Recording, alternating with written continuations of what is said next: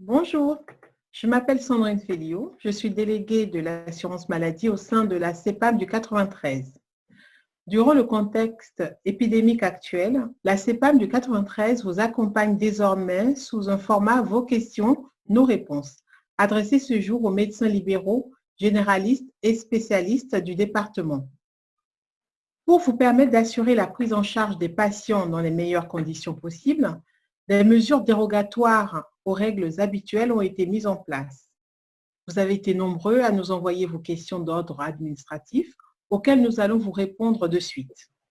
Aujourd'hui, avec moi, Michel Fernandez, délégué d'assurance maladie, et Muriel Ozifre, conseillère informatique service. Le premier thème concerne les arrêts de travail. Plusieurs de vos questions se rapportent aux arrêts maladie pour vous-même ainsi que pour vos patients. Une annonce ministérielle a été faite il y a quelques jours sur la reconnaissance en maladie professionnelle pour les soignants ayant contracté le Covid-19. Des échanges sont en cours avec le ministère afin de définir le dispositif applicable. Nous reviendrons vers vous dès que nous aurons plus d'informations sur ce point. Pour le moment donc, les arrêts de travail relatifs au Covid restent à déclarer en maladie. Afin de traiter précisément vos questions, Michel, est-ce que vous pouvez nous rappeler les différents cas de prise en charge des arrêts de travail pour le professionnel de santé? Tout d'abord, il faut savoir que durant cette épidémie de Covid-19, des mesures exceptionnelles ont été mises en place. Il existe 4 situations de prise en charge des arrêts maladie.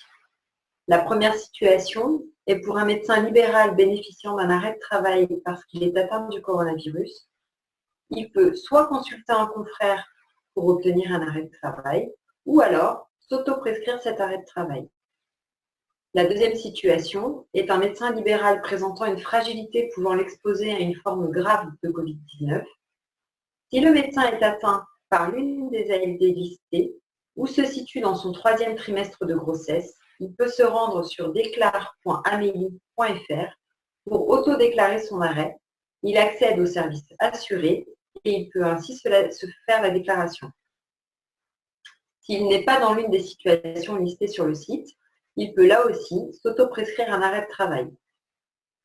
La troisième situation est si vous partagez votre domicile avec une personne dont l'état de santé est considéré comme fragile par le Haut Conseil de la santé publique. Vous pouvez bénéficier d'un arrêt de travail par votre médecin traitant ou par un confrère. La quatrième situation est un médecin libéral devant rester à domicile pour garder ses enfants concernés par cette période d'isolement. À défaut du système de garde mis en place au niveau communal, le professionnel de santé se connecte sur le site déclare.amelie.fr, accède au service employeur, choisit de s'identifier avec son numéro ADELI, Amélie ou RTPS, indique ce numéro dans la case numéro employeur, puis complète les informations demandées le concernant. Pour ces 4 situations précitées, les indemnités seront versées pour la durée de l'arrêt, 100 jours de carence et à hauteur de 112 € par jour. Merci Michel. La première question. Comment faire un arrêt de travail en téléconsultation, donc sans la carte vitale, en ayant seulement le numéro de sécurité sociale de l'assuré? Je laisse la parole à Muriel. Pour faire un arrêt de travail sans la carte vitale, vous pouvez vous connecter au site Amélie Pro avec votre carte CPS. Vous saisissez alors le numéro de sécurité sociale de votre patient et vous pouvez créer dans les services patients l'arrêt de travail en ligne avec les 3 motifs suivants, soit Covid-19, diagnostic ou présumé, soit personne à risque, Covid-19 ou toute autre pathologie, soit résident avec une personne à risque, Covid-19. À noter qu'un conseiller informatique service peut vous réinstaller à distance Amélie Pro sur un ordinateur personnel avec votre lecteur de carte connecté, si vous avez choisi de travailler à domicile pendant cette période. Vous trouverez en dessous de cette vidéo le lien vers leurs coordonnées. Très bien. Plusieurs interrogations concernent des cas concrets rencontrés pendant vos consultations. Par exemple, comment faire face aux demandes d'arrêt d'un infirmier qui a sa mère âgée chez lui? Michel? Pour cet infirmier qui a sa mère âgée chez lui, Si le professionnel de santé partage son domicile avec une personne dont l'état de santé est considéré comme fragile par le Haut Conseil de la santé publique, il peut se voir délivrer un arrêt de travail par son médecin traitant ou, à défaut, par un autre médecin de ville. Très bien. Une personne en télétravail avec des enfants très bruyants, dont le mari est déjà en congé pour enfants de moins de 16 ans, peut-elle bénéficier d'un arrêt de travail?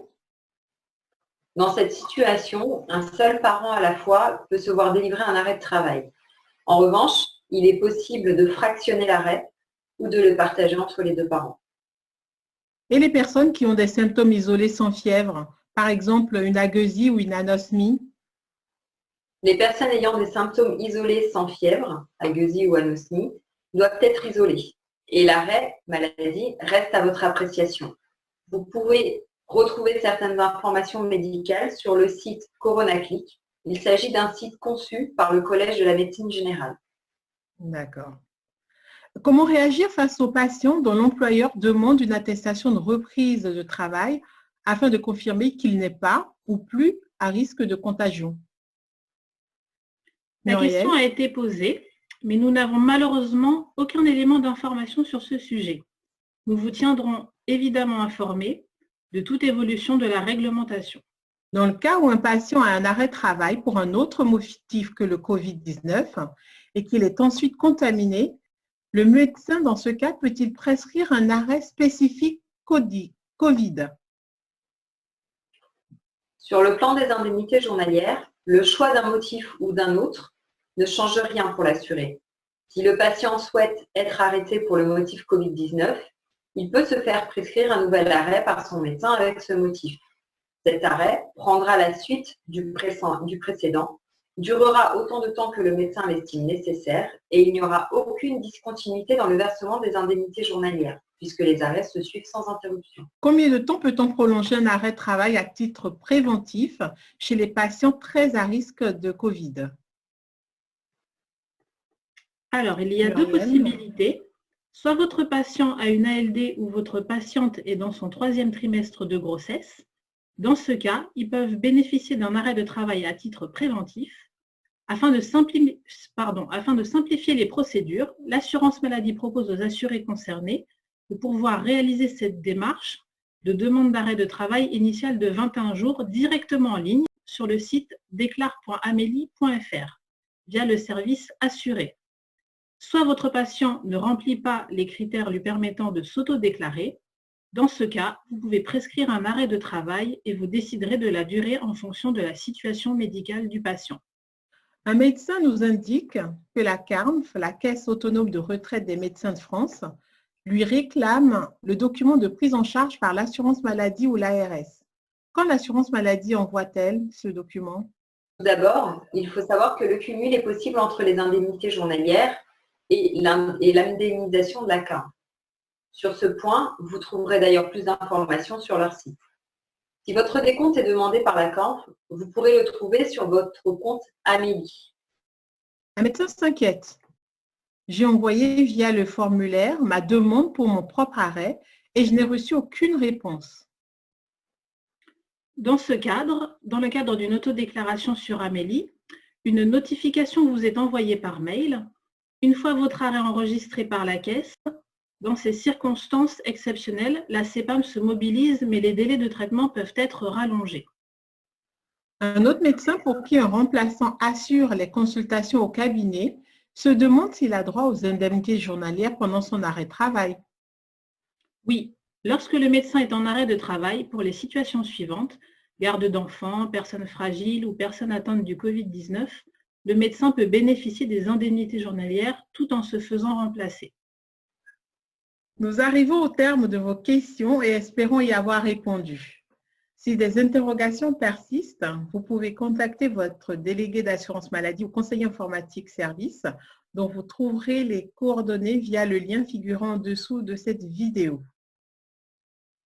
Si le format de la vidéo vous a plu, pensez à liker la vidéo.